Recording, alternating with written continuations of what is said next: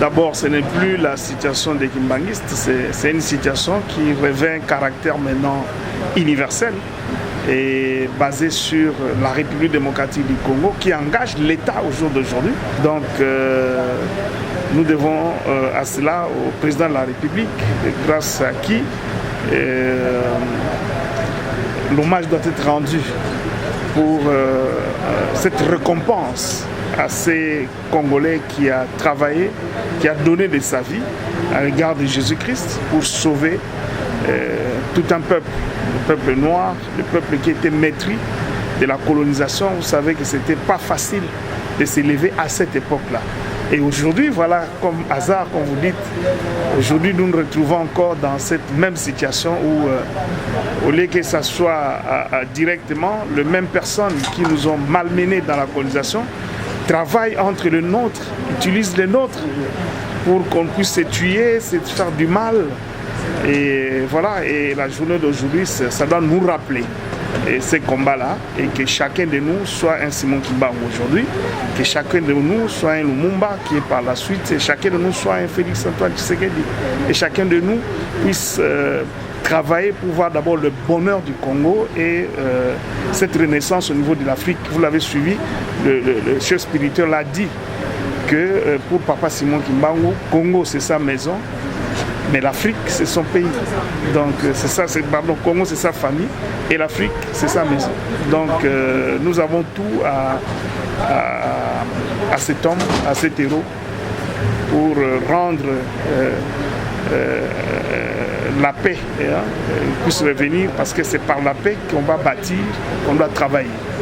Est-ce que vous avez un mot à placer sur les consultations qui ont été amorcées déjà par le président de la République? Non, mais l'entente, beaucoup de gens parlent de l'amour. Moi, je parle souvent de l'entente. L'entente, c'est les gens qui se parlent, qui se comprennent, qui donnent leurs difficultés.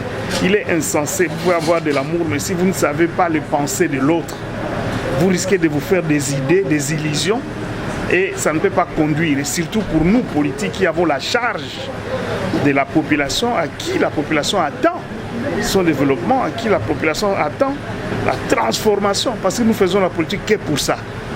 Et l'État est là parce que l'État, c'est la mise en commun de nos charges sécuritaires, sociales et tout ce que vous voulez. Donc, et cela ne peut se faire que par la paix et dans l'entente. Et l'entente, c'est ça qui collabore avec consensus. L'entente, c'est ça qui va vers la démocratie. L'entente, c'est ça qui est principalement tourné autour de l'amour, et rien que l'amour. À quoi serviraient ces consultations à partir du moment que les poids lourds de l'opposition n'y prennent pas part? C'est un problème de cœur, de l'amour, de l'entente, d'organisation, de prise en charge. Le problème, c'est la souffrance du peuple. Ce n'est pas la souffrance d'un individu ou le positionnement d'un individu. Les individus, c'est la capacité de tout un chacun de venir transformer cela. Et pour ça, il faut avoir des techniques et des méthodes de sélection. Parce qu'on ne va pas mettre 100 000 Congolais en charge de l'État.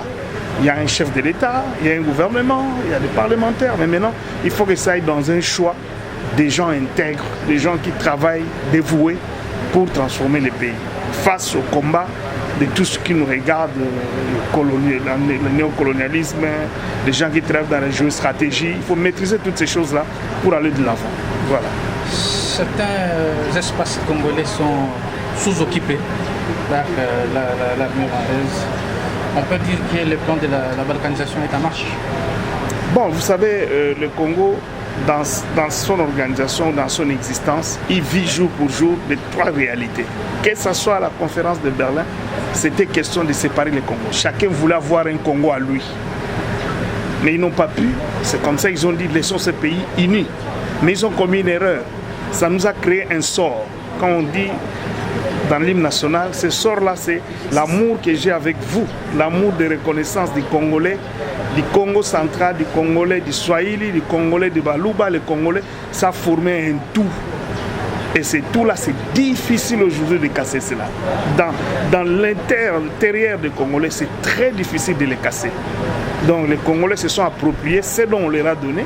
Aujourd'hui, ça devient très difficile, même dans l'administration, c'est très difficile. Alors c'est comme ça que nous, politiques, nous devons veiller à tout instant à ne pas désolidariser les gens. Il faut être cohérent et la cohésion doit toujours nous animer pour éviter cette séparation. C'est le peuple qui doit se décider de se séparer et non pas que ce soit la décision d'un groupe d'individus quelque part au monde, parce qu'à la fin, ce n'est pas pour la population, c'est pour nos richesses. Parce que ce qu'ils partagent, en réalité, c'est la richesse, ce n'est pas les individus. On ne partagera jamais, toi tu prends les Balouba, je prends le Swahili, non.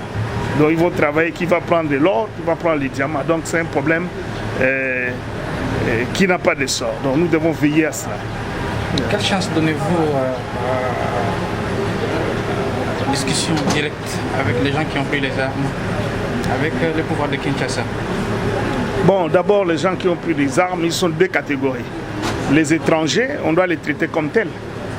Mais les Congolais, ils restent Congolais, c'est devant leur chef. Quand on s'amende devant son chef, il y a beaucoup de choses qui peuvent se faire. Ça dépend de comment ils vont présenter la chose. Et devant l'État. Devant l'État, c'est ce que Moutamba a fait, ce que la justice a rendu. Ça, c'est le point de vue de l'État. C'est condamner les gens à mort.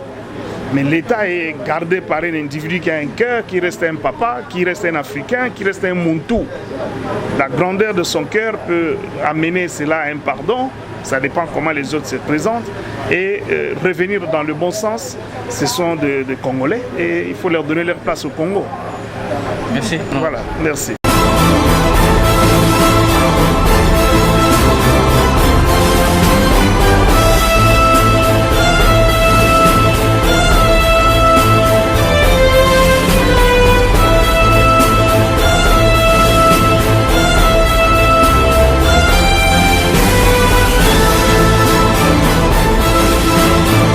Vous venez d'être reçu par le chef spirituel. Quel était l'objectif de votre audience? Oui, mais on ne peut pas passer sur la Terre Sainte sans voir le chef spirituel. Obtenir des bénédictions, des orientations de sa vie personnelle. Et c'est aussi un contact personnel d'un fervent croyant qui rencontre un homme de Dieu. C'est nécessaire qu'on ait des entretiens privés pour ça et aussi des engagements pour le pays.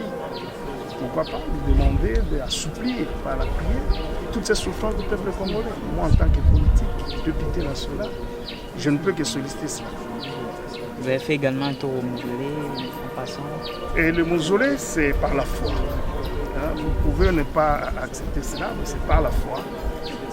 Passer une fois, pour chaque fois, à l'instant qu'on sera ici, passer au mausolée, c'est pour reprendre ce contact, c'est pour cette communication, c'est pour renaître de nouveau et faire de Simon Kimbangu ce que nous sommes. Et que chacun de nous qui touche à ce cercueil redevient Simon Kimbangu. Donc, dans ces recommandations, dans ces exigences et dans ce que nous devons faire comme orientation, comme prophétie qu'il a laissée pour le peuple.